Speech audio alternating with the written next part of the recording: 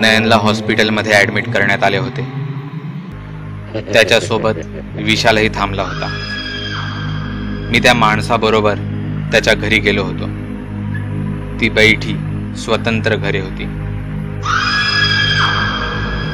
अचानकच त्यांच्या शेजारी आरडाओरड ऐकू आली. तसे सगळेच त्यांच्या घरी धावत गेले.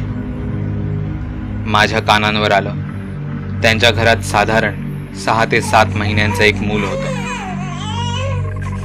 ज्याला आकडी आल्यासारखं काहीतरी झालं होतं. पण तिथे नक्की काय चाललं होतं हे मात्र कळत नव्हतं. मी गर्दीतून वाट काढत आत गेलो. पाहतो तर ते मूल चांगलं ठणठणीत होतं. मग एवढा आरडाओरड आणि गर्दी कशासाठी? मी त्या माणसाजवळ गेलो आणि त्याला जरा बाजूला घेऊन आलो. हा सगळा काय प्रकार होता याची त्याला थोडीफार कल्पना होती असेलच. तो माणूस सांगू लागला, 2 आठवडे झाले, शेजारच्यांचं हे मूल जरा विचित्रच वागत आहे. हा संपूर्ण प्रकार ते मूल झोपल्यावर चालू होतो. ते मूल झोपलं की झोपेतच अचानक अंग काढते, हाताच्या मुठी घट्ट आवळते. असं वाटतं की ते झोपेतच कोणाला तरी पाहून घाबरत आहे. पण हे इथवर थांबत नाही, तर ते झोपेतच आखडी आल्यासारखं करते.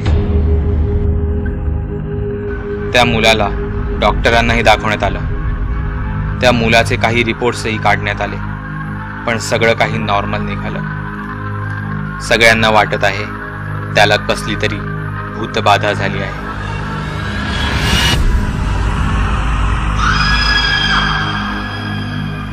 त्याला कोणीतरी झपाटले आहे. ते मूल झोपल्यावर ती अदृश्य वाईट शक्ती त्या मुलाजवळ वाईट हेतूने येते. ती शक्ती त्या बाळाला स्पर्श करते आणि तेव्हाच ते बाळ झोपेत दचकते. मग सगळे त्या बाळाला जागं करतात. तेव्हा कुठे सगळं काही शांत होतं.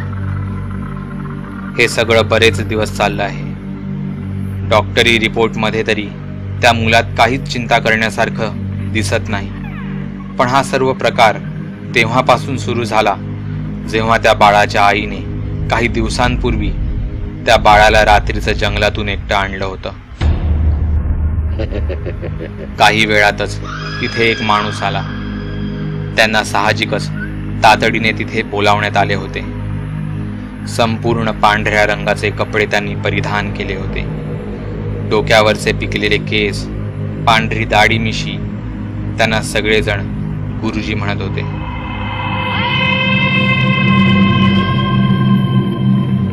त्यांच्या चेहऱ्यावर एक वेगळीच प्रसन्नता दिसून येत होती. त्यांच्यासोबत त्यांचा एक सहकारीही होता. ते तिथे येताच क्षणी त्यांची नजर माझ्यावर स्थिरावली. त्यांना सगळे त्या घरात घेऊन जाण्यासाठी वाट करून देत होते. काही त्यांना त्या मुलाविषयी सांगत होते, तर काही त्यांच्या नावाचा जयघोष करत होते.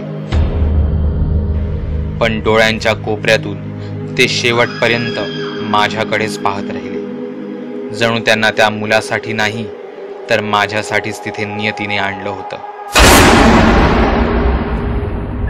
त्यांना बघायला जमलेली गर्दी पाहता त्यांची लोकांमधील प्रसिद्धी स्पष्टपणे जाणवत होती.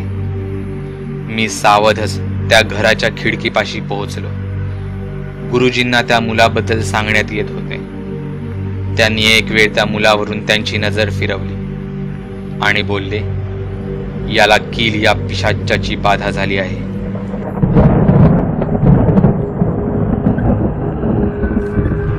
सगळेजण चेहऱ्यावर आश्चर्यकारक भाव आणून गुरुजींकडे पाहत होते. मग यावर उपाय काय? उतारा.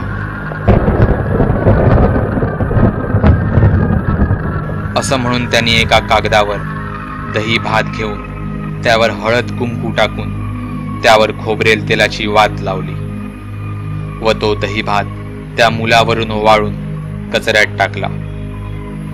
याचबरोबर त्यांनी थोडा वेळ कालभैरव स्तोत्र वाचून मुलाला उदी लावली.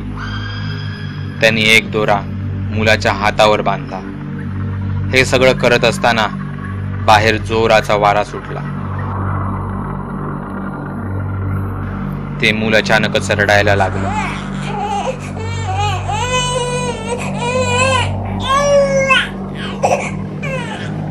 त्यांच्या मते त्यांनी त्याच्या अंगावरून जो उतारा काढला आणि नंतर जे कालभैरव स्तोत्र म्हणून त्याला उदी लावली, त्यामुळे त्या पिशाच्याची बाधा आतापुरती तरी दूर झाली होती.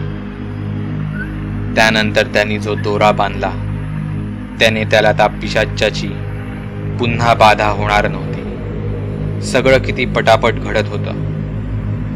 ते त्या घरातून काहीही न घेता निघाले. निघतानाही त्यांची नजर माझ्याकडे स्थिरावली होती. त्यांची नजर मला सारखी सांगत होती, जे काही असेल ते मला सांग, त्यासाठीच मी इथे आलो आहे. ते तिथून निघून जात होते. मी काय करायला हवं होतं?